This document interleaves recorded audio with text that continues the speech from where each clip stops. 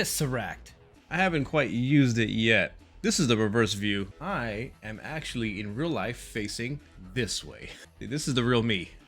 That other me is an imposter. It's been flipped this whole time. This is the Tesseract. And it hides me. Wow. Wow. Cool. Really thin. It is really good looking. And the button placement I think is good. I do have a couple things to criticize, but I feel like I should say, hey, this is cool. Thank you for sending me something for free first.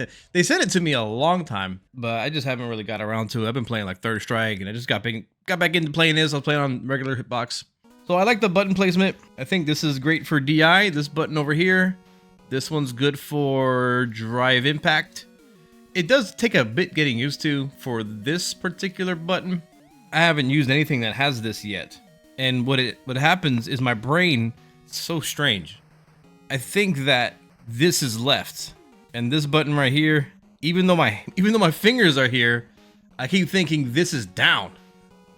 It's like having something over here just tricks my brain. And I'll also say that bouncing between leverlesses messes up my muscle memory. That's what I noticed when I played on the hot. The buttons are bigger, so they're more widespread. So then my finger placement kind of doesn't know which one is which between the smaller buttons on hitbox and the big fat buttons on the hot.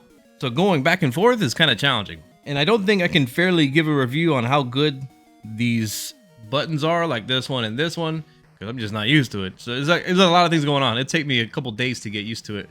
And then I'll go back to the other one and forget how to use all those. I suspect this is 3D printed and it's maybe hand painted or sprayed. It looks really nice. Even the packaging is really good. They sent this to me a long time ago. I just never got around to it. Got a cool little card with some art on it. And they wrote some stuff to me. Thank you so much for your support. If you encounter any issues whatsoever, please contact me. It's got Studio Ghibli.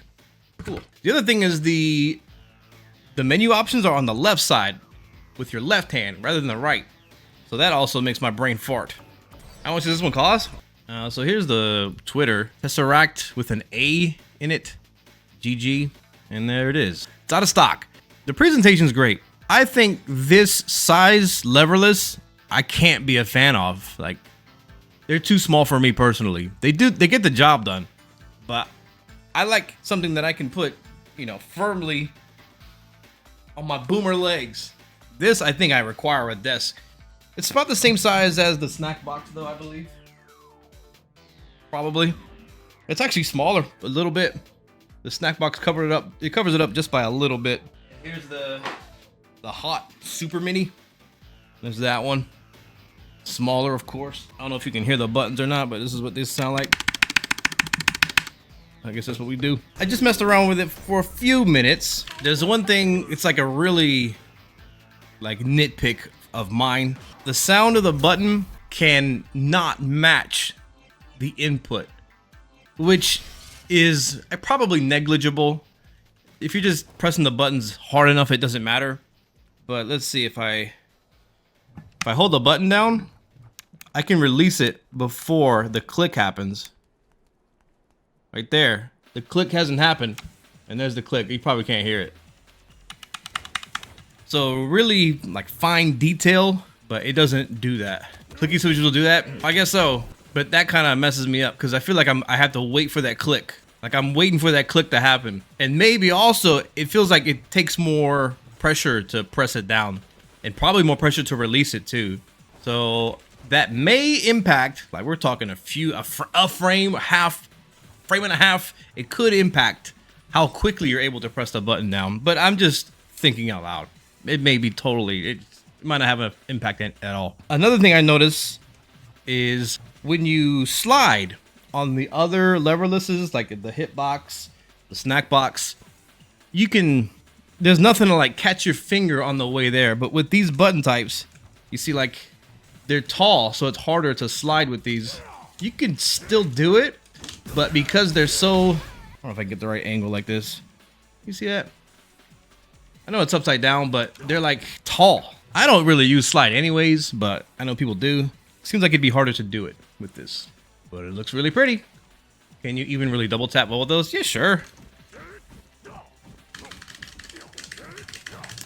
Also the inside, Like the well that houses the button, that's also not very smooth either. When you press the button down, you can kind of get caught below that also. So like the smoothness factor, I guess, isn't quite there. But the clickiness is pretty cool. The aesthetic and the clickiness and the button layout. This is how I think you should do it. Maybe the button up here. Maybe this is where parry should be. I'm not really sure. This is one of the reasons why I don't even bother with using macros for parry and DI. I think parry should be up here. But also I can see parry being good here for drive rush. Because then you're putting the responsibility on one hand for drive rush, like these two fingers and these two fingers, rather than holding these and then hitting over here and here. That's just more room for error. So parry probably should be right here, the smart thing. But for drive rush, that's really good. But for tap parry, I'm not sure if that's as accurate as using your dominant. Most people right-handed. I think your dominant index finger is the most accurate, probably the most strongest. So probably parry here would be the best. But DI should be okay here. But I can't stress enough, I am stuck in my boomer ways.